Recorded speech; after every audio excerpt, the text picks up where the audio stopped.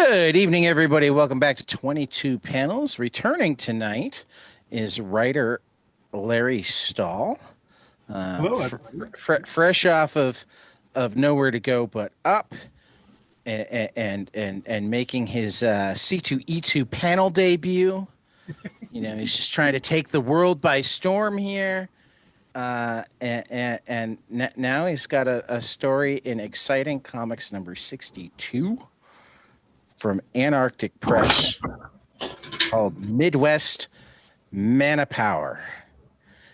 And I read it and I'm intrigued, but what I've seen so far is really just an introduction. So, Larry, you want to pitch it to us? All right, so for Midwest Man of Power, debuting in Exciting Comics number 62 from Antarctic Press, is essentially the story of a Gen Z burnout named Maxwell Allen Nair, who is given superpowers from his essentially dying ex superhero grandmother. And so, with him being a burnout and being young and still trying to figure out exactly what he wants to do with his life, he needs to find out within himself whether he wants to be a superhero or whether he's any good at it. Yeah, no, it's very much a coming of age, but like a coming of age that happens a little later in life because he didn't really have a sense of direction before. I mean, I didn't get a feeling for how old he was, so I wasn't thinking of him as a burnout, but I figure you write him. So if you want to call him a burnout, you can call him a burnout. Well, I mean, that's kind of the thing, you know. It's he He, he he seemed like a typical early 20 something Gen Z to me. Like Oh yeah, yeah. only like add the powers means that like he has to consider way more than most 20 something Gen Zs have to consider in terms of what they're going to do with their lives.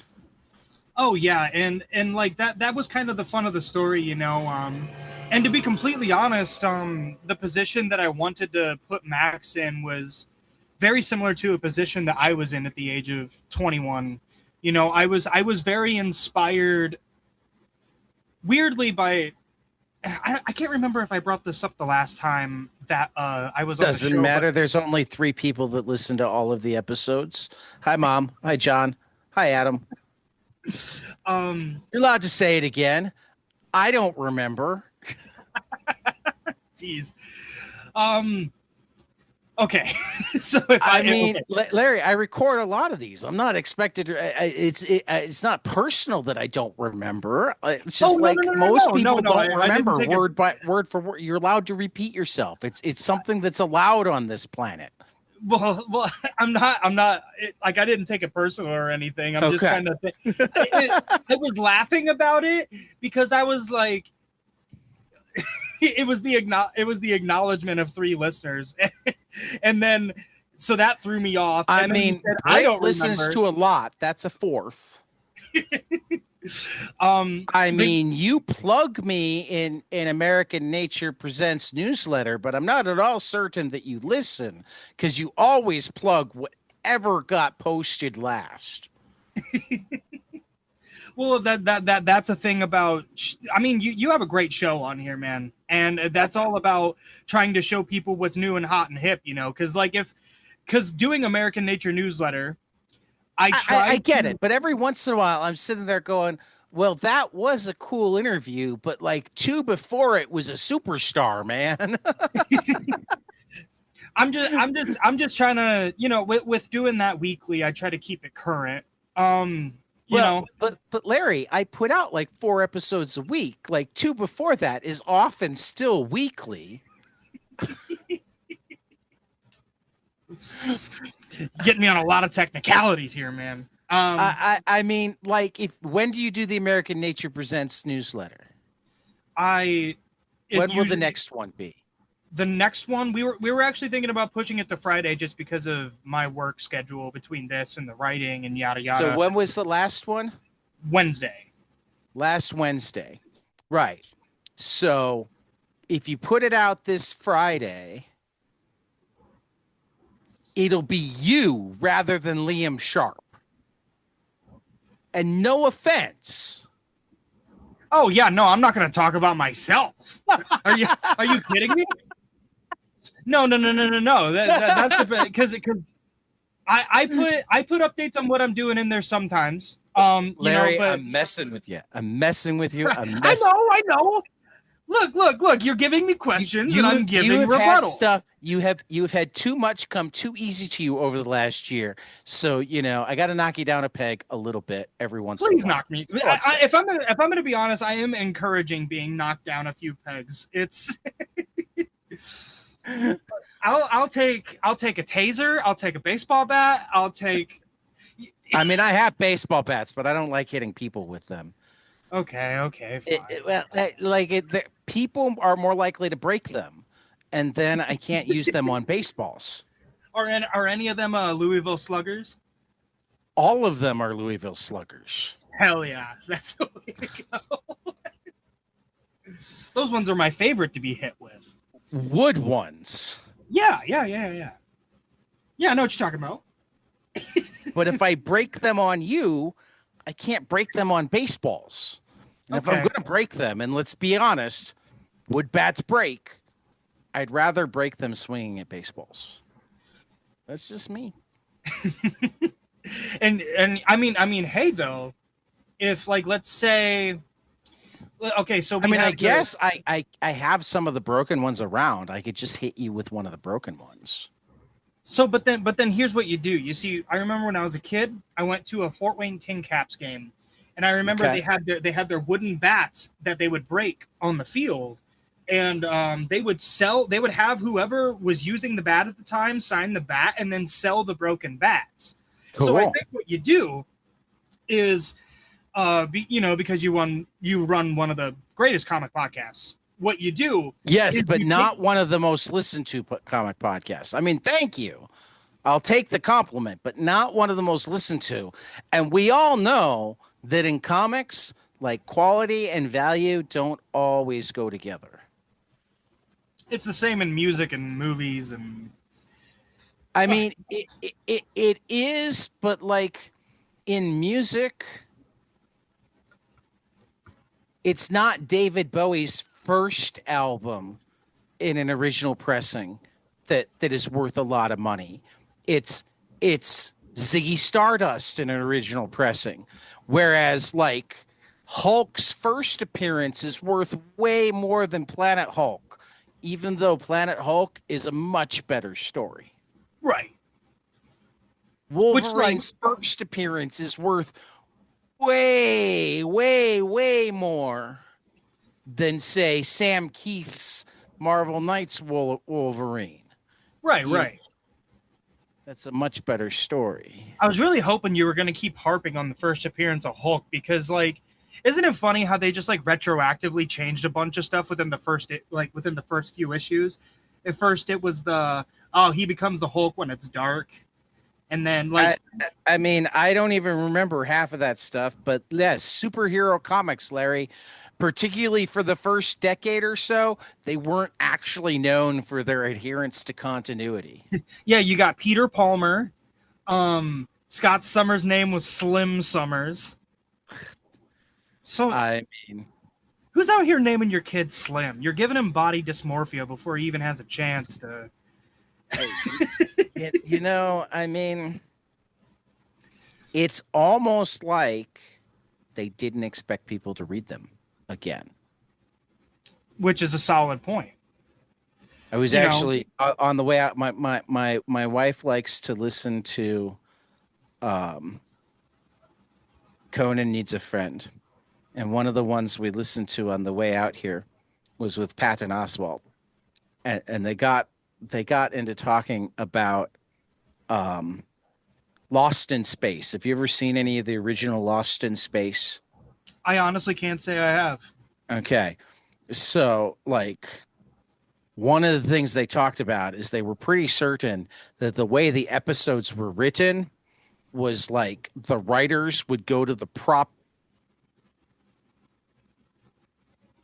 storage and Yeah, just look for cool things and then write the ooh We found a Cleopatra headdress. So we're going to have a puff of smoke on this planet, and then Cleopatra will appear and turn everybody into mummies. It's almost like they were just creating short-term entertainment with whatever they had in front of them. Well, I mean, we're talking like 1950s and 60s TV. They had no idea that there would be DVD. Yeah. They had no idea that there would be streaming. There wasn't VHS. It aired once. It was never going to be seen again. Was their strong assumption. Um, yeah. Yeah, Yeah. but well, all of how did I think we were talking about baseball bats?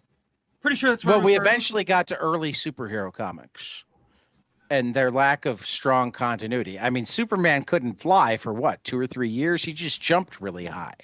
Wasn't that an invention of trying to think here because it's so strange with like Superman because I there mean, are to be so many. brutally honest, when it comes to any superhero lore except maybe Daredevil, um, you could say anything you wanted, and I wouldn't be able to refute you. Well, it's a good thing you got I on am not a superhero expert in any way, shape, or form. it's a good thing you got on Midwest Man of Power at the ground floor though, right? I mean, like, here's my thing. Flies fast, cool, but like you missed the opportunity shown to you by Bryce Ingman and Mark Russell with oh God, I can't remember the name of their traffic superhero who has twice the strength of a human man. Um, Oh, you could the have done pedestrian. something more specific and made it like. Well, you see, here's kind of the thing about it. With the creation of the character, now being a kid that grew up in the northwestern corner of Ohio, where we didn't even have a Walmart in our county. The towns are very small and they're few and far between. When I was a kid, I used to have these fantasies. You know, when you're a kid reading superhero comics, you want to be a superhero. You know, you have the power fantasy of that. And so when I was originally putting this story together, originally the only joke of it was going to be the idea of this is a superhero that exists in an area where he is seemingly not useful at all. And then it's also like I thought to add insult to injury to the character and really give him an uphill battle, especially let's say future stories that we do. He's really put up against some stuff where he actually needs to be a super powerful superhero in the Midwest. Even like with the strange power set, it's not like he's bulletproof. It's not like he's super strong. He has to learn to work with what he's given once he is put into a situation where he might actually be of some help. It's really that whole adage of like, you want good drama, put your main character through hell. And weirdly, his part of hell as well is kind of having this Well, really strange specific power set. I mean, the first piece of advice I have for him is slow down when you get the cats out of trees. Yeah, no, yeah, because People will have to read it to know. If you know, you know. yeah, But yes, we will. slow down when saving cats from trees. Also, just for the record, no matter how much the cat pretends that it's stuck up in a tree, it will come down when it's hungry. You see, that's what I'm saying. Like if I'm gonna be honest, like you see it I have on, chased many a cat up a tree. you see it in the news, and then like it's almost like that phenomenon of you've never seen your neighbor bring in their groceries. I have never once seen the fire department get called for a cat stuck in a tree. I have questions. You've seen that on the news? I have seen that. When you grow up in the area that I grew up in, there's not much. Okay. But I haven't seen that on the news. I've seen that on like Leave It to Beaver. oh yeah, I mean, I don't Or think. no, I don't even know if I've seen it on Leave It to Beaver. I've seen it on Pleasantville when the fire department was surprised that there was anything they were supposed to do other than get things out of trees. But yeah, no. This is a character that could use. You know what? You know what, Tad? What other bits of advice do you have for this character? Okay. That's my biggest bit of advice is slow down, but also like, uh I mean the same advice that I'd give anybody in that situation. Don't think about what you're not. Think about what you are and do what you can to make a better world. Don't think about the things you can't do to make a better world. Right. Like, and that's kind of the thing about this story. Because let me kind of give you, because I was talking a little bit earlier about, And I'm like, sorry that I've been like completely like atypical in my interview style today and just caught you completely off balance. And the thing that caught me off balance was the viewers thing, because I was like, I don't know if you should say that on your own podcast. oh, this is how I also know that you don't listen because because I think I say that almost every episode. Well, I know And you I say know it that it's just not because entirely true. just because I know that you say it a lot doesn't mean I think it's something you should do. Well, but part of it is I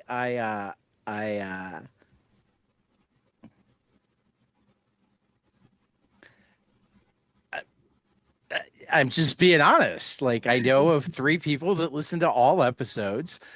I get minimum 30 downloads an episode. I assume that that means that 30 people auto download, and like I don't have good data on streaming, or at least I'm Well, not convinced that I have good data on streaming versus downloads. you know what? Maybe the 30 Uh, downloads you're getting, maybe one of because those guys is distributing it elsewhere. They're doing it I under the mean that's table. entirely what I get psyched about is like once a month or so there will be a new location that downloads 300 episodes all at once. Yeah, which I is mean, with we have worldwide distribution, Larry. And for that matter, what I get excited about is when I'm at Comic Con and I hand my card to somebody and they already know who I am, that one. which That one feels also really good. happens. That one feels really good. So like it's more my commentary on I don't know what my coverage is, and that's not all my fault, and I don't care. And I want to say hi to my mom and my brother and my friend John and my friend Britt because they listen the most, and at least among the people who tell me about it. But every once in a while, I even get an email from somebody that I don't know. Yeah, yeah. Honestly, man, there's nothing more elating to me than receiving an email from somebody being like, "Oh, hey, like you handed me a business card like 3 months ago, and I really like what you're doing." You know, like that always feels great. But yeah, no, you threw me off guard, but we're gonna get it back on the rails, man. What rails? The 22 panels podcast rails. We have rails? I figured you had rails. They're theoretical rails that I assumed were in place. I think I left them in my other pants. Okay, all right. Okay, that's okay then. We're going free form. Don't we have a book coming out together here soon too, Tad? We do. We do. I have Uh, like 6 or 8 pages in it this time. I have, and for everybody listening, this is American Nature Presents number 4. FOC is What? already. You're gonna tell them what it is? They were supposed to figure it out on their own. They were what? This is. You say there's 4 people listening. Do you want the 4 people listening to have to do The 4 investigative people journalism? listening are still giving me a hard time to give them signed copies of, well, 2 of the 4 people listening are still giving me a hard time to get them signed copies of American Nature Presents number 3. So if I let them know that number 4 is on the way, they'll be that much more upset that I haven't gotten them copies of number 3 yet. Well, it's really fortuitous that we're talking, Tad, because I work for American Nature. Oh, I have copies. They just don't live in the same place, and I haven't put them in the mail or anything like that. With Greg, I feel like I feel like I'll be able to get Oh, I can make it happen. I told Greg I wanted some back issues this time around because I've talked to a cartoonist recently that, or I'm sorry, a comic writer recently that has been meaning to get into it and hasn't. And I'm like, I know I have some of the issues, but I don't have all of them, and I'd like to send him close to a complete set. I'm gonna be honest. I was, I have their hardcover, beautiful hardcover put together I by have Dan that too. Rapper. But like I've been wanting to get some of the single issues, and when I was up at Chicago for C2E2, I went to Challengers, and they had like the newest printing of issue 1 on the rack. But I had a friend who wanted to get into their stuff since I had been working for them and telling them all about Santos Sisters, and I ended up just handing over the new printing of issue 1 that I bought because I was like, no, no, no, you need to read this. Just take it. I got 5 1/3 pages this time. 5 1/3 in the newest American Yep, Nature. yep. I've got a page and a third is my normal column, and then I have 4 pages of my interview with Jason. Heck yeah. Yeah, no, honestly, I'm really excited for people to get their hands on that issue. So I guess we're kind of plugging that right now too. It's a Yeah, wonderfully I put mean, together issue. people should get it just for the interview with Jason. My questions were okay, but his answers were amazing. Right. I mean, honestly, that's even back before I knew Greg and Fake, and I was reading American Nature. Like everything about that book is a trove of information. Also, Ty, did you see Tyler's illustration of me this time? Yeah, yeah, He drew me as a Jason Bird. that's awesome. Because I Yeah. remember, I remember issue 3. What was that? They redid the giant sized man thing picture from Stan. It's like you Was laying that on. issue 3? I Yeah. thought issue 3 I thought was the Jeff Goldblum lounging I'm not Daredevil. Oh, okay. That's what that was homaging then. Because what my brain went to immediately was that picture of Stan Lee completely naked on the couch with the giant sized man thing. That's where my Okay. brain went. I mean, I suppose that's possible too. It's a But no, very I, I, similar pose. I think that's more of I think they were thinking Jeff Goldblum. Yeah, yeah. All art is interpretive, folks. And but yeah, no, man, we are all over the place tonight. Oh my lord. Welcome to 22 panels. But yeah, no, It's just the end of the week. And I've been driving all day. Riding or driving, but today is technically my Saturday, but because of this event I got coming up on Sunday, I'm gonna have an extended weekend in a way.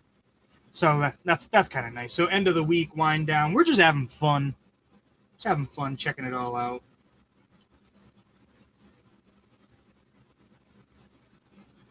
yeah. Sorry, I'm also responding to a text because I do that sometimes. You were supposed to fill the gap, man. Keep talking. Okay, fine. So Talk amongst yourselves. I'll give you a topic. who is Marvel comics are neither marvelous nor comics. Discuss. You're not old enough to even know what I'm referencing, do you? I will say though, I heard you, and I can't even say I disagree with how things are going right now. But I mean, I won't go that far because I have some friends who are exclusive to Marvel right now, and they're doing cool stuff. I mean, I know that there's some really cool stuff going on over there. I mean, for the first time in ages, DC is doing more cool stuff. However, they still have this whiteness problem, which is particularly annoying given that they have Milestone. Yes, which is also really strange. I All I'm saying is like there could be a static ongoing. I'm certain that there are stories, and I'm certain that there is a market. And also, I know that when DC started their initial like all in, they did have a Black Lightning series going, and then that just kind of fell to the wayside. Well, but that was always a miniseries. It was always a miniseries. Mm-hmm. The last ongoing series with a black main character in DC in their mainline continuity. So they have like the absolute Green Lantern is John Stewart. So like it's not that they haven't done a handful of miniseries and whatnot. Um, but like in the last 20 years, it's been 1, 2, 3, 4, 5, 6, 7, 8, 9, 10, 11, 12, 17. 17 miniseries in the last 20 years have had a central character that was black. That's outrageous. And it has been 1,214 days since February 14th, 2023, with issue 18 of I Am Batman, was the last ongoing series with a black character that DC printed. So, and again, they have the rights to print Milestone. Right, which is like, and then didn't they also have the Milestone Initiative that they were doing there They for a did. minute? They did. So Yeah, they found a number of great creators. Almost all of them have been on this podcast. First, because we had half of the Milestone Initiative on all at once. But second, because a number of them, Julio Anta, Damon Hampton, have continued doing great stuff and keep coming back. Yeah, no, isn't Damien? What? Damien. You had him on the show recently, right? Damon Hampton. Yeah, Damon. yeah. Damon. Not Damien. Okay. Damon. Sorry, Daimon. Damon. Okay, yeah. Sorry, Damon Hampton. Yeah, I had actually, Julio Anta on recently too. I actually, I met Damon when I was Damon's at the great. We actually just before the convention, we did a signing at Chicago Comics, and he was the first guy to walk right up. He was Cool. lovely guy. No, Damon's amazing. Oh yeah. Yeah, no, I DC has yet to comment on that, don't they? Probably not, but there's no upside to them commenting. I mean, really, they either need to put out a book or stay quiet. Yeah. Mostly, I just like. There's only so far I'm willing to praise DC right now, even when they're doing good stuff. And you know me, 90% of what I read isn't Marvel or DC. Right. Exactly. But again, it's particularly irksome given that like it would be so easy to have a static book. Yeah, I mean they've got seriously, Larry, have you read the old Milestone comics? No, I was actually meaning to. Weren't they going to take the original Static Run and do it as a compact edition, or did they do that newer one? I think they might have done. I think they might have done not the initial run because the initial run was like 50 issues, but I think they might have done the initial arc of Static as a compact edition. But dude, you should buy yourself the $50 compendium. The first one. There are 5 now and a 6th on the way. But you should buy yourself the first one and just read it because it's got like in reading order, and you're gonna go, holy fuck! There were superhero comics this good in the early '90s. Yeah, how have they been out of print for so long?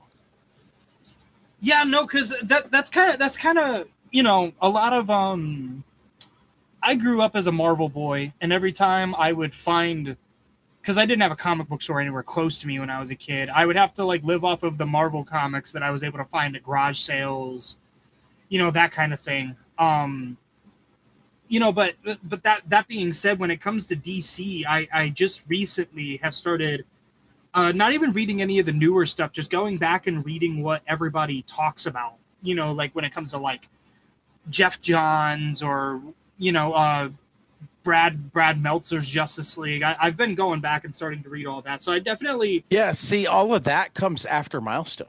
right, exactly. And that's my thing. I want to go back and read much more I of mean, the. like Milestone was going on contemporary with like the Image Revolution.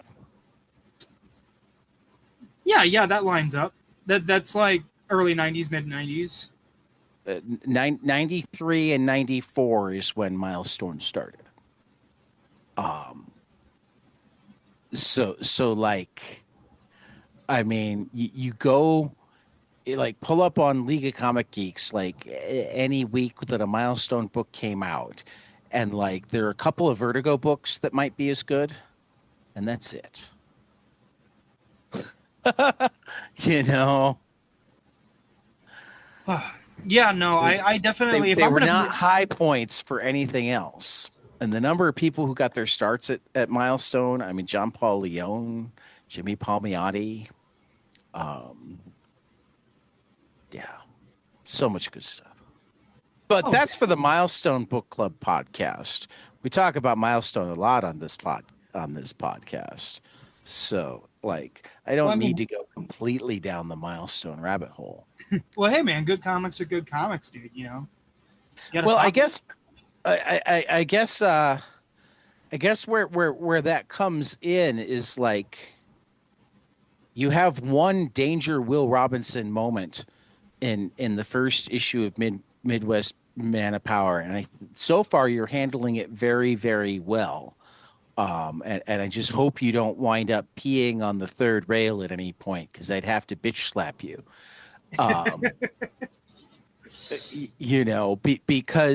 because when he shows up late um, to save the day, like it would be easy to treat the team's reaction as an overreaction, except if you like really look at who's reacting and the history of white male superheroes coming and saving the day and blah blah blah. So I think you handled it well where he doesn't get angry at them. Just so long as it continues to not be, oh, I need to go show them rather than just be me. Um, that will be good. Yeah, no, I definitely I was like you said at the start of the show, man. I was really happy for this to be a setup for numerous things if we were to continue what we're doing here in the future. Um but that being said, even just that's kind of the whole point of it. Max, he has to find his own way and he has to do it in such a dramatic fashion, but also while he's finding his own way, it's I don't know, he's very much grieving and he's a angry, sad, grieving boy that gets handed this entire sense of purpose. And like there's a lot of character stuff going on at the same time. And I really hope that with what I'm doing here, because like I'm gonna tell you right now, everybody that you met in this book is not a one-off. You I know, hope not. yeah, no, everybody that I you mean, met. you lay a good foundation, and I think I know you well enough to know that the story is not going somewhere that Ethan Van Sciver would be happy about.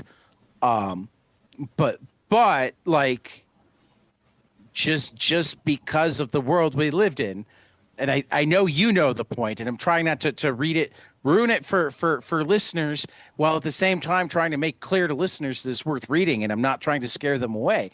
There is that like brief moment where I'm like, okay, here in Fort Wayne, Indiana, and the girls just called out the guy for inadvertently being a jackass.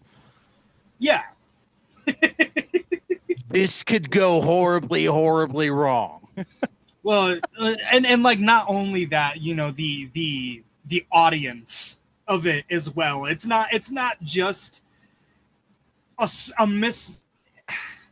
Right. It's not just a scolding. It is a full blown spanking.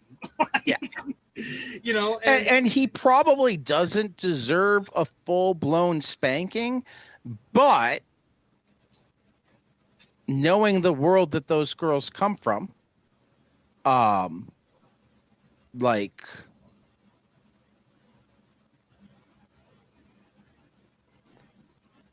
I mean, one of the things that I would always tell my son anytime he was in a situation where, because he came of age at the height of Me Too. So every right, once in a while, he'd be in a situation where, like, he felt like he was being unjustly treated because there was he said she said going on, and in spite of evidence or in spite of what he thought was evidence, organizations around him or groups that he was part of would lean towards the girl. And I'd sit there going, yeah, but Jonah, you got to realize that there's been like 1,000 years of the opposite. right. So if we swing too far for a few years while we're finding like actual equality, that's a good trade. Right, and like, and that's and another thing that I would love to explore. You know, we explore it here for certain because, you know, like with the themes that we're talking about. But like, I also, it's so strange when I initially pitched this book. It I kept telling people, I'm like, look, it's you know, it's punchy, it's capes, it's that. But like, really, the story, like the capes and the costumes are just set dressing. It's really a drama. Like, it's a drama about people going through things, and like, I don't know, it's like lack of, it's This people is what not quite most good superhero books are a vehicle for telling some sort of more yeah, you know, like I human really, story. like with Max, it's really just like where I was gonna get with that earlier. The story, and I even dedicated my grandmother at the beginning of this issue. The story all comes from my grandmother's passing back in 2021, early 2021. Like, I was 21 years old when she had passed, and when I was a kid, my grandmother used to play a lot of music. She was a musician. They called it the Opry Barn, but really it was like her and her friends getting together and playing bluegrass music, and they'd have like banquets and that Cool. kind of thing. But she used to love singing and playing music. She'd get on the piano, you know, while they were all performing. And when I was a kid, that like really inspired me. I was like, man, like, you know, I would love to play music someday. And I really started seriously considering playing music when I was getting into my early 20s, you know, because, you know, I'm working. I want to explore a passion of mine. Right. And my grandmother passed away. And when she passed away, and they were going through all of her stuff, you know, I get a call from my aunt, and she's essentially like, Larry, we know that you love playing music. Do you want grandma's music equipment? And I inherited all of the stuff that she used to use to be able to do all of her weekly performances in this opera Cool. barn that she would run.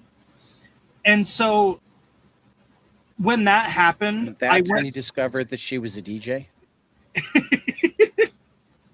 oh did my most God, of her stuff at the Opera Barn, but the other stuff was done in a warehouse downtown, why is my grandma spun and sampling Sugar Hill scratched, and Gang? Yeah, yeah. Um, Grandma, that's a lot of Sugar Hill Gang records. good music is good music. Right, exactly. So, um, yeah, no. So when I inherited all of that, that's the thing in my head that made me go, maybe this is what I'm supposed to do. Right.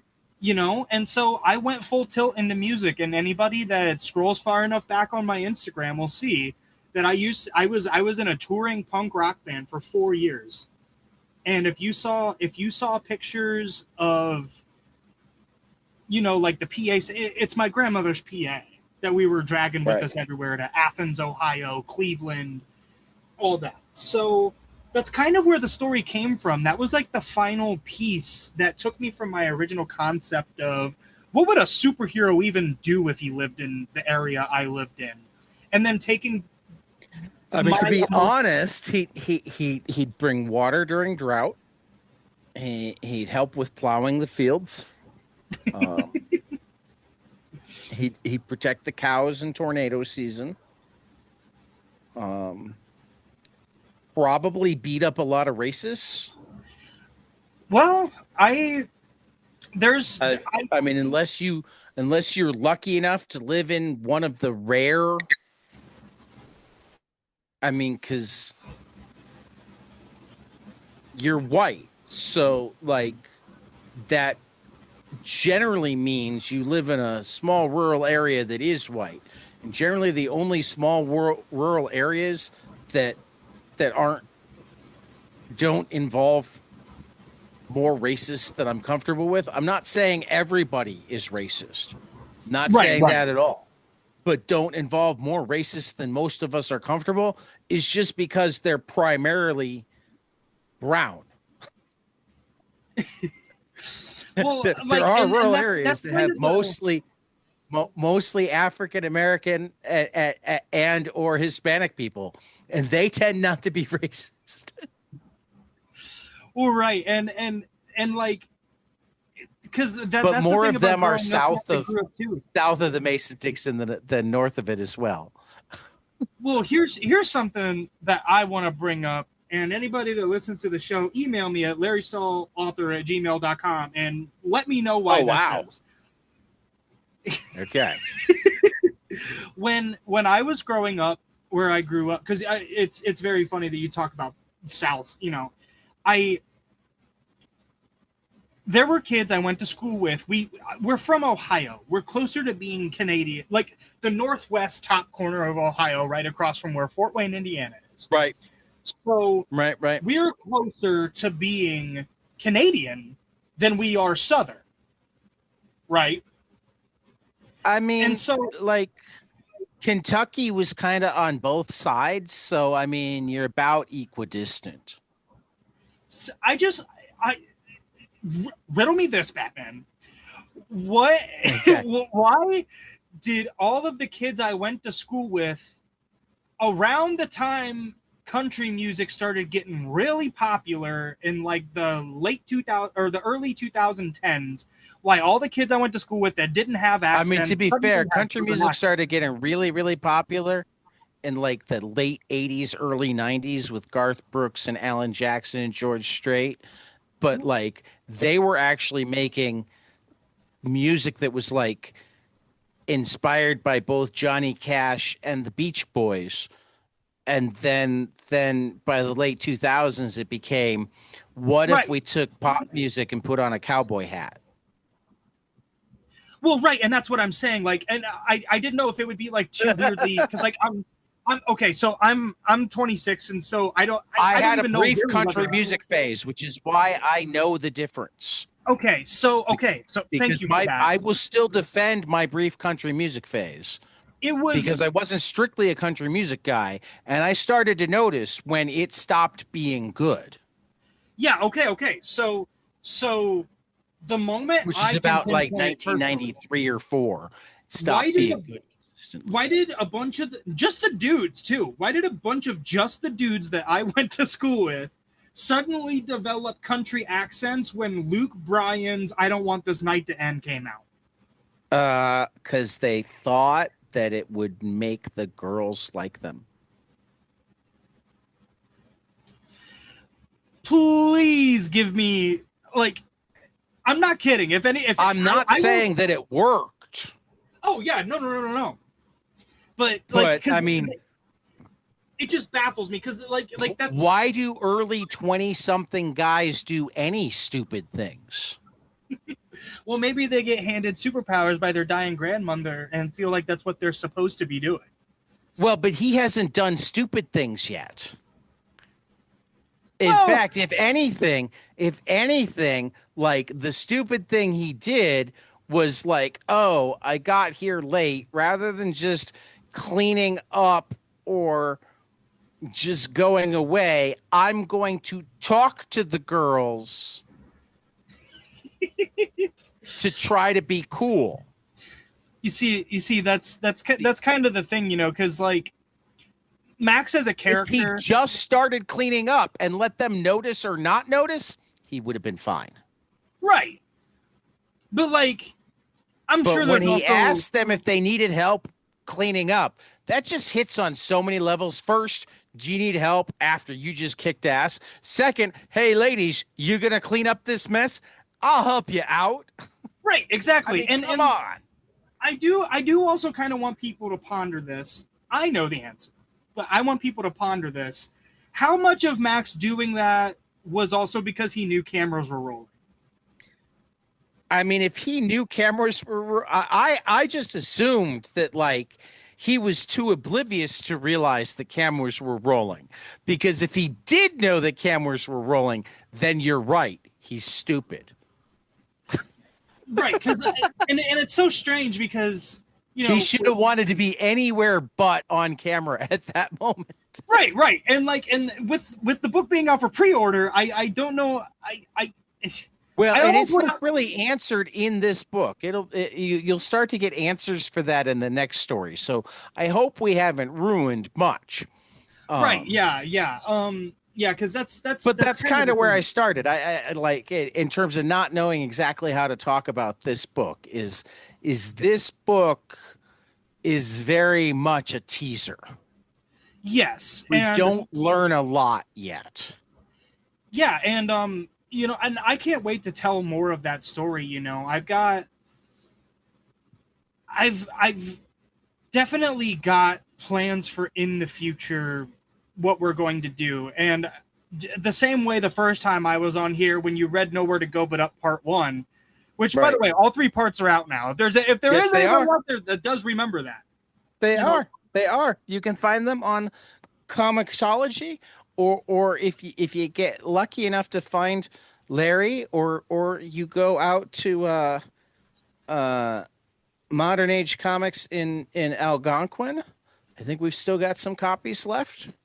yeah, There yeah. are actually some physical ones. I seriously I need to get a website up and running. I've been so busy running around here, there, and everywhere. I haven't had the time to sit I, down and I, I okay, mean, website. like, I mean, what you need to do is figure out who you're using. Like, but yeah, there are ways. But that being said, the same way how that was the case the first time I was on here with Exciting Comics number 62, as of right now, everybody on the team, letterer, artist, writer, everybody, we have more. We Larry, writer is you. You're not supposed to speak of yourself in the third person. Not unless you're Ricky Henderson. Ricky Henderson can do whatever Ricky Henderson wants to do. Rest in peace. um but But like every even Deion Sanders, it wasn't cool.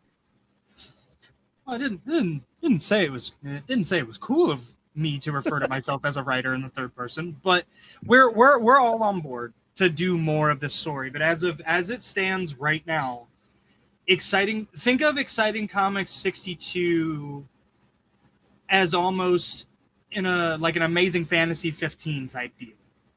Okay. Where we are going to do more, and it will be somewhere. But you need to have the fans say we want more. That We is want exactly more. what I'm saying. Okay. And we all 100% own the rights to it. And if for some reason anybody out there is like, I'm looking for something to publish, by all means, you can snatch us up, man. Like we're free agents. Or one day you can learn how to use Kickstarter. I actually Because that you're is, enough of a pitch man that I think you and Kickstarter would get along.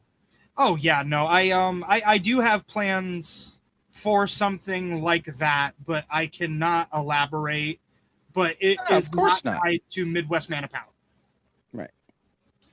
Um, yeah, no, but we definitely, the story is definitely going in a direction that, like everything that we've talked about here, like once people get their hands on the book, they're going to see that this is definitely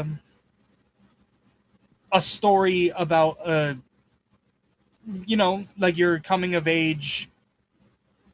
This is a kid figuring it out. This is a kid figuring out what he's supposed to do with his life. This is a kid figuring out, how to grieve and how to, be a functioning adult in today's world. And it's very much that. We just hide it behind, Max's homemade costume and his goggles. um he has been quoted. This is not my words, but he's been quoted to dress like ass. Um, so it's I mean, they are kind of your words. You're the writer. no. I didn't say that. What are you talking about? What are you talking about, Tad? I wouldn't You're say the that about my own. writer. I wouldn't say that about my own character. I love Max. What are you talking about? You're the writer. If anybody says it in the book, you said it. If I had to cite it in a research paper, I would cite it to Larry Stahl, not some character in a book. And because I'm me, I'd make it clear that it was Larry Stahl, the writer, not Larry Stahl, the baseball player. Or didn't we come across another Larry Stahl? I feel Um. like we came across another Larry Stahl. Oh, it was in a book. You sent me screenshots of it. Oh man, trying to, because you literally gave me the person's name Of and course I did. everything. Yeah. He did What If with Marvel, the animated show, if I'm not mistaken. Oh, that's right. It was Stefan it was in Palomino. There's a Larry Stahl in Palomino. You Yeah, know, as, not there, as not that Larry Stahl either. as soon as you sent that to me, I But laughed like so hard. but like the baseball Larry Stahl, I mean, this is why I had to ask. The baseball Larry Stahl is from Belleville, Illinois.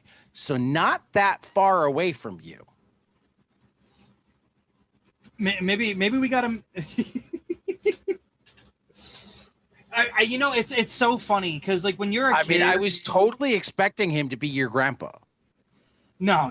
I mean, it's funny enough. My grandpa's name was Larry, Are but you his name was. certain that he wasn't a Major League Baseball player I'm from certain. 1964 to 1973? So you wouldn't have been alive yet.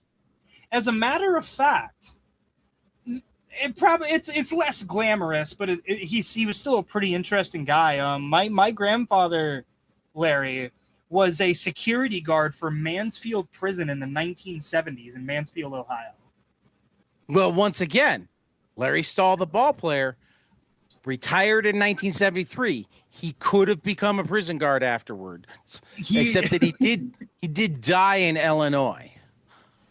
Yeah, no, my grandfather passed away from a heart attack in my grandma's living room in 1989. Oh, that also doesn't work out because Larry Stahl, the baseball player, died this year in Caseyville, Illinois. I seriously, I swear to God, all these questions. I feel like I'm on trial on this episode, dude. I mean, it does feel weird that there are so many Larry Stalls and you're not.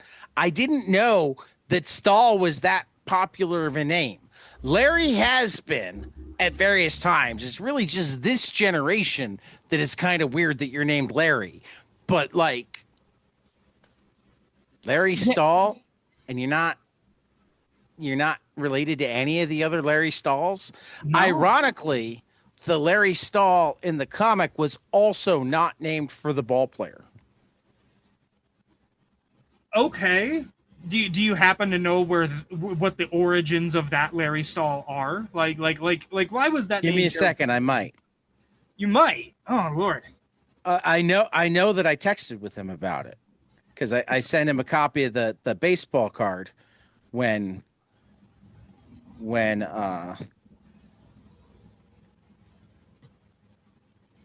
You didn't bring up the guy that writes American Nature newsletter, Tad? I know I did bring you up. I did bring you up. He Look, he he I he. know that there's cooler Larry Stalls out there. There's definitely more noteworthy Larry Stalls out there. Yeah, no, it looks like he didn't tell me. It looks so. I think he just said that's a fun coincidence. I've Oh never man, heard of him. I'm gonna have to talk to this guy. As soon as you sent that to me, I found him on Instagram and tagged him in a story and said, it has occurred to me that I'm in your book. You I got to never read his got a book now. reply. You got to order his book. Well, of course Did you I back his Kickstarter? is it. I don't. I actually need to go find that Kickstarter. I think it's I over. honestly. I think it's over now. It was running when I told you about you being in the book. Oh man. You know what? Maybe. Do you know if he's got another one coming up?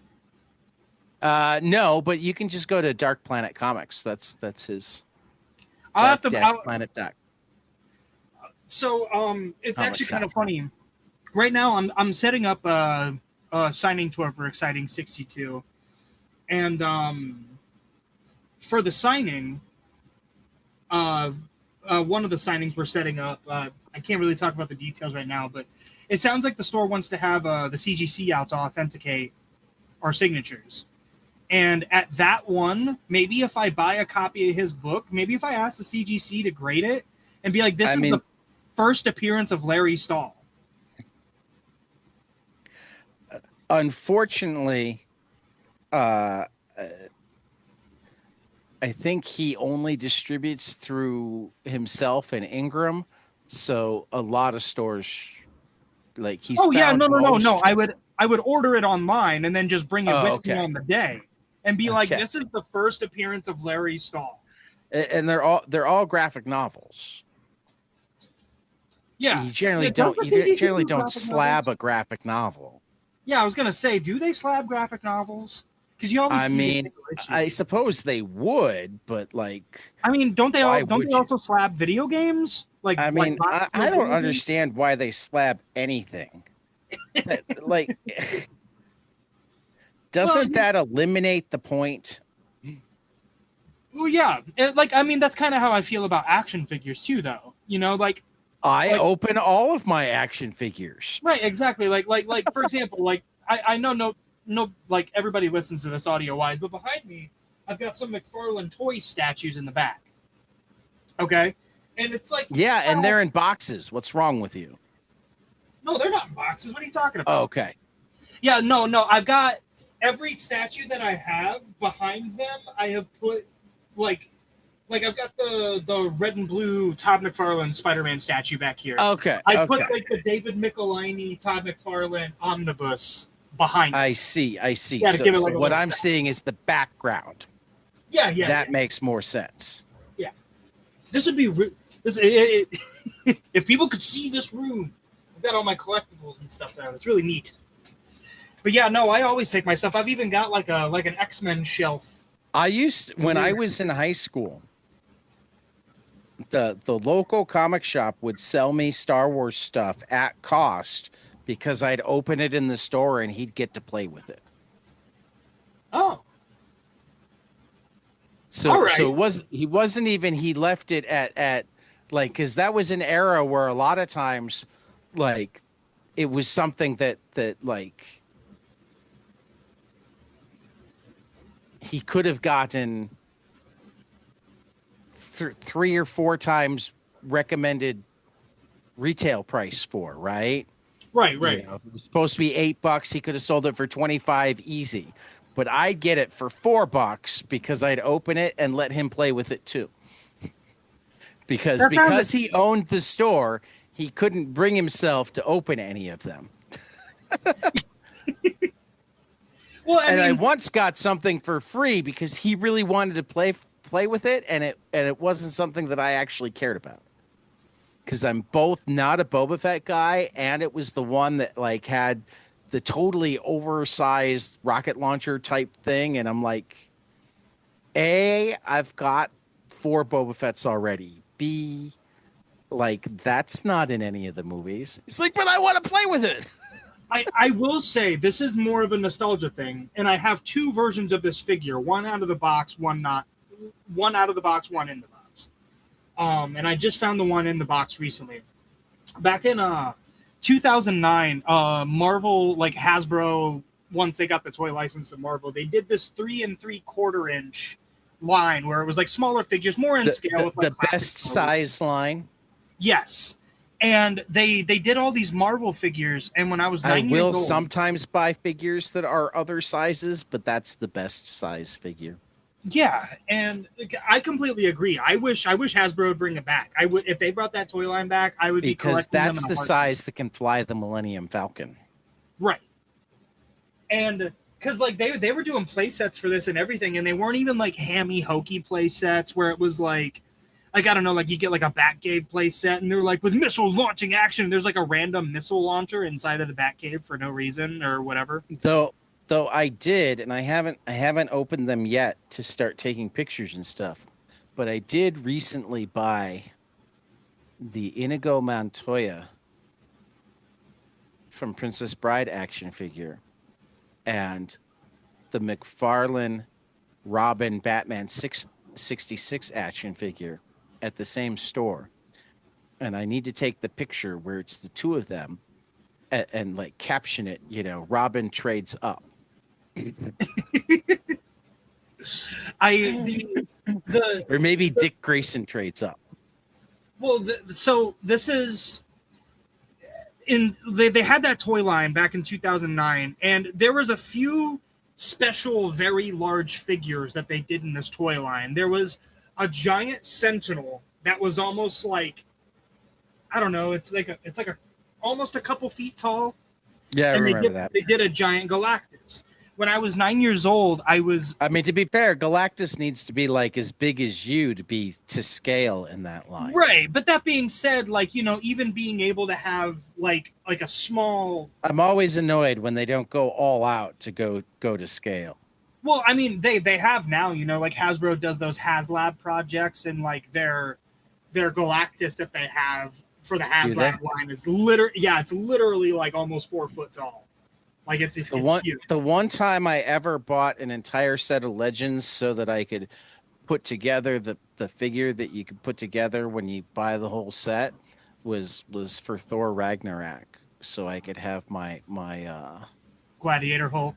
Gladiator Hulk. Yeah. But my dad, I was 9 years old. He took me to Toys R Us because there's like a whole special story behind this where I go into Toys R Us and they had this big, like they had a bunch of the giant Galactus figure. It came with a little Silver Surfer. So cool, right? Hmm. And I saw the price because my dad was like, I'm not spending that much money on you. Like, it's your birthday and we're at Toys R Us, but like, I'm not going all out. Just grab a couple things. And the price underneath of the Galactus seemed to be like, it was like $20. $450. It was like it was like $20 supposedly. That's what the price said underneath of it.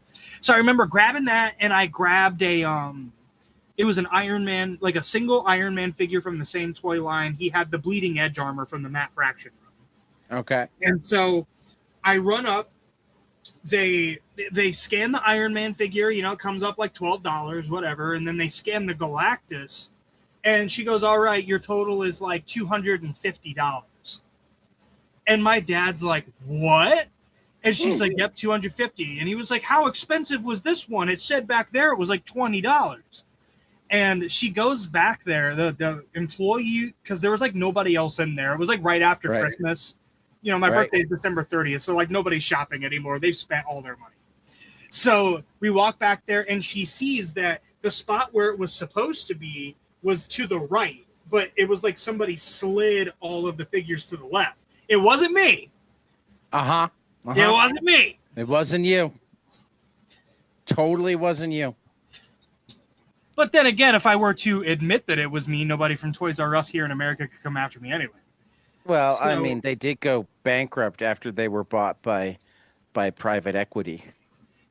they probably went bankrupt because people kept buying Marvel Universe Galactus figures that were worth $250. No, they went bankrupt because the private equity sold all of their property because they owned most of their buildings. So not only did the private equity saddle Toys R Us with the debt of their own sale, but they then sold all of the property to themselves and started renting the stores to themselves. So Toys R Us had to make way more money to be able to break even. And eventually it didn't, but they made all the money and there was just nothing left when they bankrupted Toys R Us. Yeah, see, that's such a shame though. Because if I'm going That's to the be way honest, private equity works. well, right, but I mean, I just mean it's a shame in general that Toys R Us isn't because like now I'm an adult, I have money, I want action figures. I get it. Why do I have to go into Walmart and pray that a scalper didn't buy everything? And that's the whole thing. But This is why so you get to know your local comic shop right, like and sometimes just order by the case. Modern Age has a wonderful selection of They McFarlane do. toys. Um, but yeah, no. So the woman went back there, saw that they were all slid over, and the woman must have heard my dad and I talking at the register about how it's my Right. birthday, and Right. she pulled the actual price tag out for the figure and was like, "Happy birthday!" and ripped it What in year half. And she was sold us this? the Galactus for 20. And I 2009, 2010.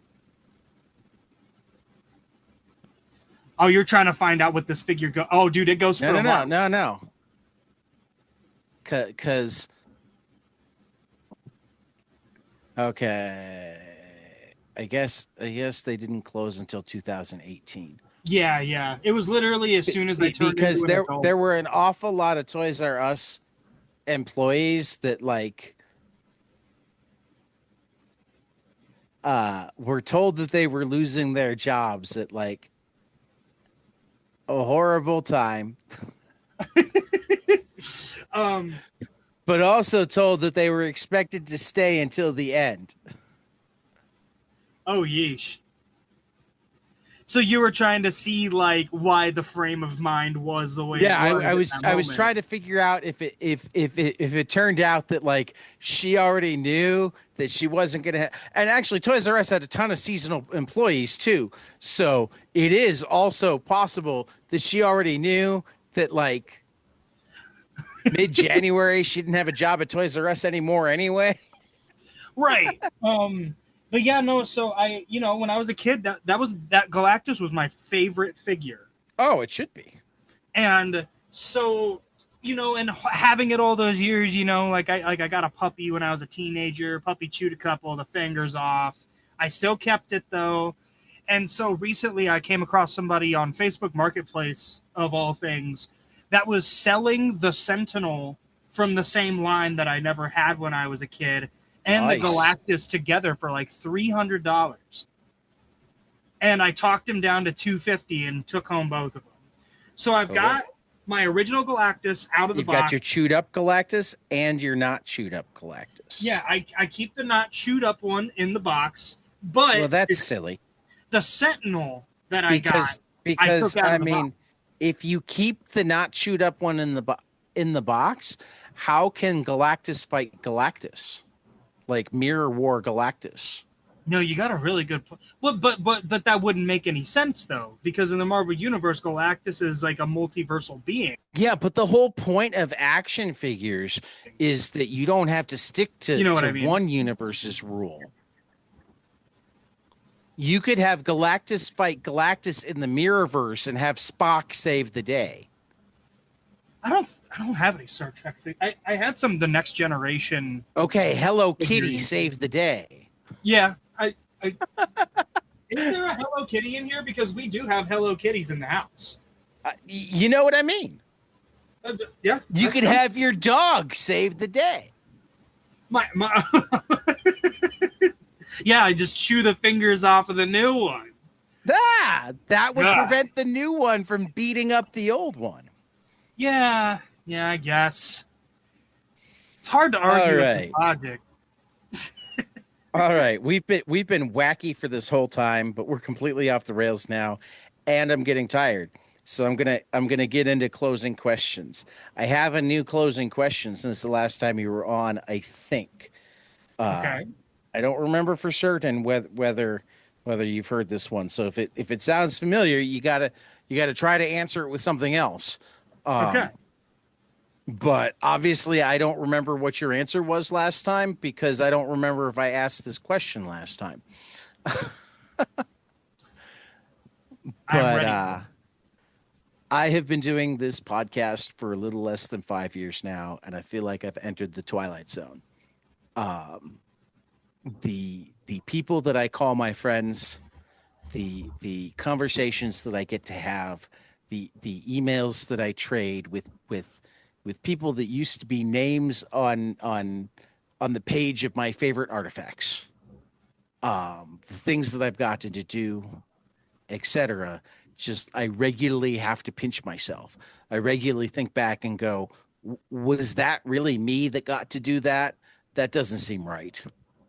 Um, but that's true of like everybody in this industry.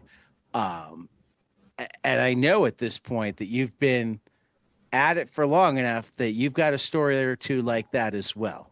So give me one of your pinch me moments, one of your surreal stories of something that happened that never would have happened if comics wasn't the thing that you did. Well, Tad, actually, funny enough, you have to do with this one. So we were, we did the panels that we did at C2E2, which by the way were wonderful. I Thank you. I I did really, my best. I got to put together proposals for yeah, Fan you Expo. you did a wonderful job, hosting panels. Oh, you're doing them for Fan Expo as well. Well, I got to put together proposals. We'll see. Okay. So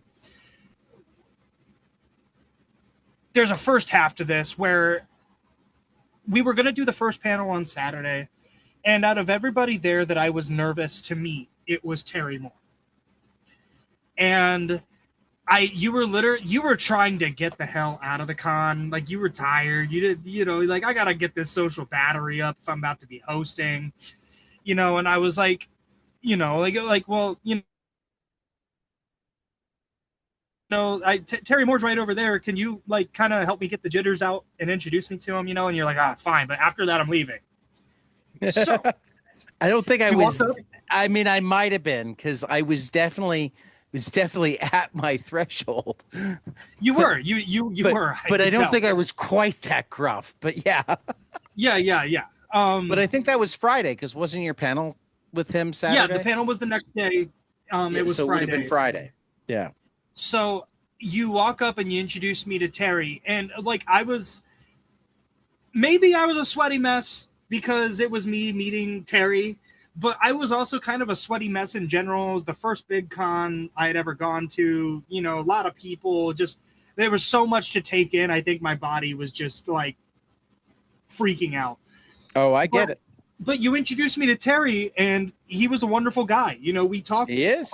quite a bit after you had even been like, "All right, I'm out for the day. See you tomorrow." Like we talked for quite a while, okay? And by the time the conversation was over, I gave him a copy of Nowhere to Go But Up, and I was like, "Hey, I know you're a busy guy. Just like if you ever find yourself just read this sometime and email me and tell me what you think." Okay, so fast forward to the next day, we do the panel.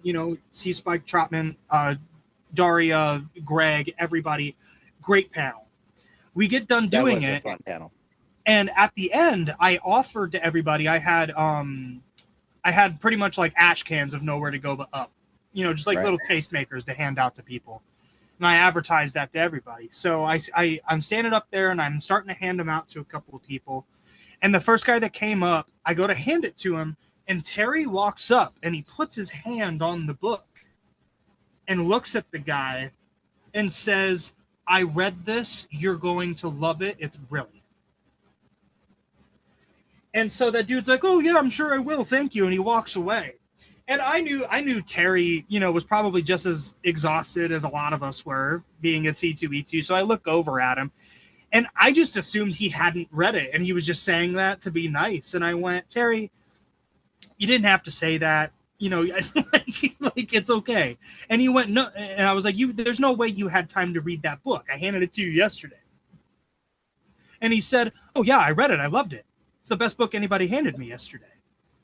And that was so like, oh my god. Terry's totally the type that I mean, I didn't know it until now, but he's definitely the type that I could see like relaxing at the end of a con day by, if not reading all of, like starting and reading until he either decided that he was too tired or it wasn't good enough to spend more time with. Um, every book that he's handed, he's a wonderfully kind man, but he's He also a straight shooter, so he wouldn't say that he thought it was good unless he did.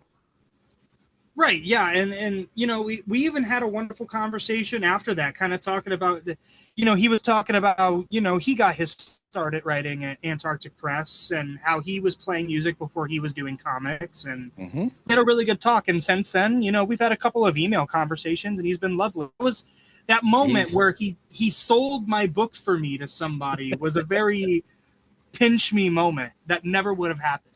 Being a kid Oh that no, yeah, no, that it never gets old either. Like, more than once I've had a yeah, similar it's just moment where it's like I'll be introducing myself to somebody, and somebody nearby who that person already knows will be like, "Oh, I was on that podcast. You'll have a blast." Um, which and yeah, I honestly I talk it you up to anybody I can. it As a it matter of yeah, fact, I had a it's a special moment. Yeah, I'm so happy that you got to have that. yeah, see, and And it wouldn't hopefully have you'll have happened without you, man. So many, thank many, you. many more. But yeah, no, Terry's such a great guy. Have I told you my favorite Terry moment though? What's your favorite Terry moment? Terry is such a nice guy that the first time we had him on, like almost 3 hours into the conversation, he suddenly holds up a post-it note that says, "I really need to go." And I'm just sitting there going, "Terry, we're having a blast, but you can say that out loud." See, We're little guys and you're you. yeah, like yeah, man, just say something. He's just so kind. But Like clearly we didn't upset him because he came back and he was happy to be on. I mean, he was the first person I approached about being on a panel. I mean, even before you had, I mean, I hadn't put any panel discussions together, but even before you had reached out to me about, hey, we should do a panel, I had reached out to Terry and said, "Oh, you're at C2E2. If I come up with an idea, would you do a panel?" And he'd already said yes. So like you just wound up giving me the idea when you're like, "Hey, so what if we did this crazy thing?" I'm like, not only is it not crazy, but I know how to get it approved. well, here's something that I'll tell you right now. Though If they you approved the one that I wasn't expecting to get approved. So Oh yeah, and that one ended up being a blast too. it You was. know, It was an absolute blast. and it was So really unfortunate that Eric couldn't join us that day. But yeah. Well, I mean, particularly because technically he had an international flight. I'm right, I'm pretty certain that he wound up being happy that he left when he left. I mean, here's what I'll tell you though, because I you never would really got know to for tell you. certain because you've probably talked to him since then. Yeah, he got there actually earlier. Like he got through everything earlier than he was even expecting. He made it to his flight on time. Okay. And but because of the hassle of that and like him having to control how much he was able to bring with him, the next time he comes down here to the States from Canada, he's just gonna drive. Yeah. Which like it's And not or even that ship bad of a stuff drive. and or ship stuff ahead of himself. That's what we were thinking initially, but we were really Though it scared can that it was be gonna take a while. interesting with international shipping. I mean, really, as much as he can, like for books and stuff, he should just arrange for like a store to order it stateside. Art, obviously, you got to bring on your own. But where is he in Canada? He's Ontario. Yeah, that's not, Yeah, like it's Toronto to Chicago is like a 6 or 7 hour drive. yeah, and he, he frequents Toronto. He's pretty much in that area. So he's Right. next time he comes down. But yeah, no, And for that matter, there are. I mean, if you guys, I mean, because you guys, what I didn't realize that he'd flown until you guys were talking about the flights. When you guys had talked about a signing tour, I had somewhat assumed that like you'd met him up in Detroit or East Lansing, and you guys had hit like Vault of Midnight, and you oh yeah, know, no, we I mean, were trying to there's keep so many shops across that stretch that you could have, like, if you were spending a week setting up shops, you could have one every day. oh yeah, no, we certainly could have. But the only thing that really stopped me from doing that was day job. So No, I get that too. so we Paying tried to. bills, the bane of every cartoonist's existence. Oh yes, I agree entirely, 100%. Yeah, no. All right. Standard closing question. Tell me something you love, preferably a comic, but we don't really have rules. Preferably storytelling, but again with the rules.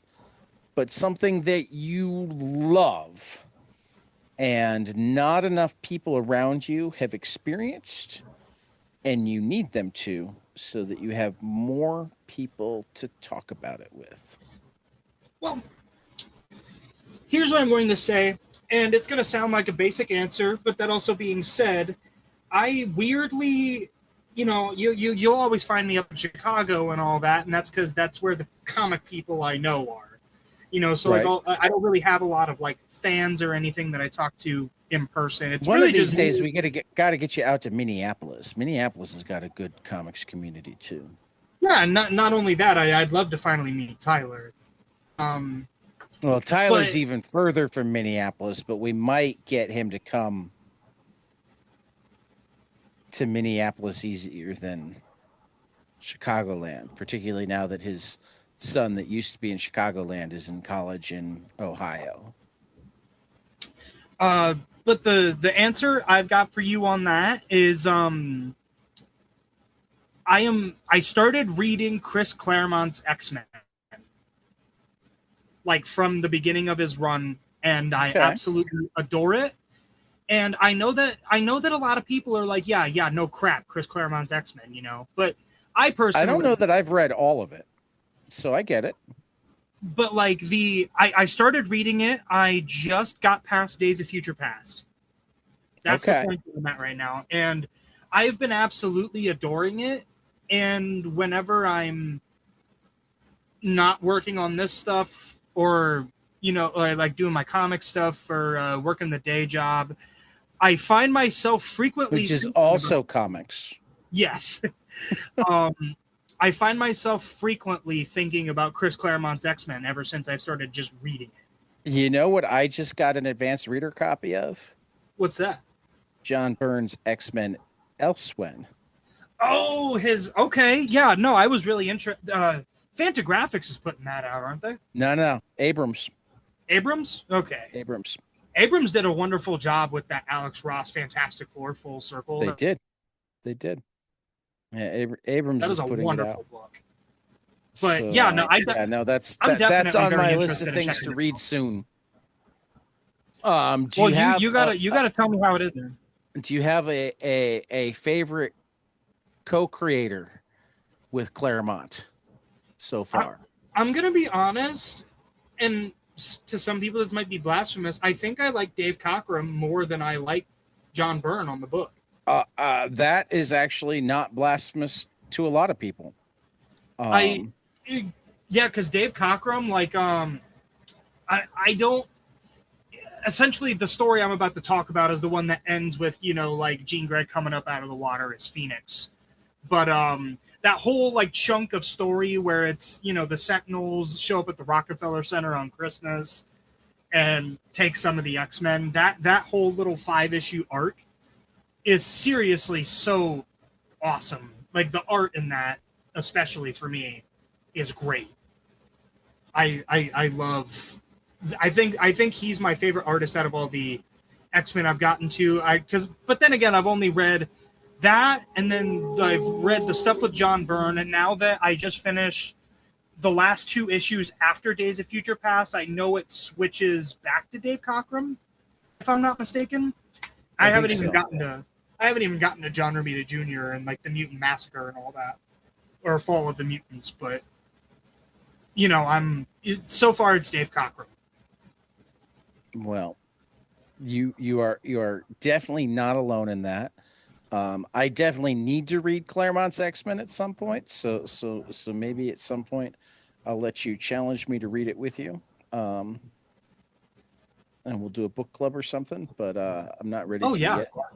I'll gladly do an X-Men book club. Are you kidding me? I've got a crap ton on my plate right now, and there's no shortage of X-Men podcasts. Um, so that would totally be something that was all for me and filling a hole in my comic knowledge. Then oh, what the world really needs is another X-Men podcast. Uh, Well, which if I'm which gonna is be in, really, I mean, that's me saying that not only are there a lot of X-Men podcasts, but there are a lot of good X-Men podcasts. So like, I do like to think though, not that I'm trying to sway you one way or the other, but I think talking about the X-Men also brings up a lot of really good conversations on oh, absolutely, things going on in the absolutely. world today. And that's another reason why it's on my list. But again, I mean, how many book clubs? I mean, you plug me all the time, but you clearly don't even look through the all of the episode like names. So I'll just fill you in. We have a Love and Rockets book club. We have a heavy metal book club. We have a milestone book club.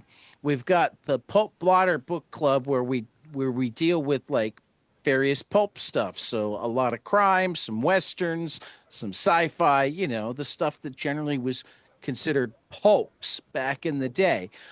We've got what used to be the Jack Kirby Fourth World Book Club and has now become the Heroes of Bronze Book Club because we finished with Fourth World, but we've decided that we're mostly staying Bronze Age type stuff for now.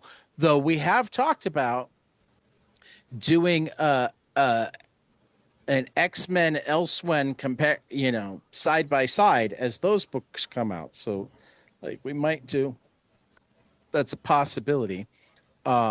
We've got the Joy Resistance Hope and Survival Book Club. Um, we've got the comic strip book club is a little bit less regular. I'd love to get the 2000 AD book club going again. It's been a while. Um, and the Visionaries and Inquiries, um, um, Tom King from a psychiatric perspective is on hiatus at the moment. But that's a lot of book clubs. It is a lot of book clubs. And then we got roundtables and interviews. I mean, I haven't checked lately. Do you want to take a guess at how many episodes I have? How many, like, of like the entire podcast The altogether? entire podcast, all time. It's got to be in the thousands, right? I don't think so. Not yet. We're Getting starting close, to at least. chase that. Uh,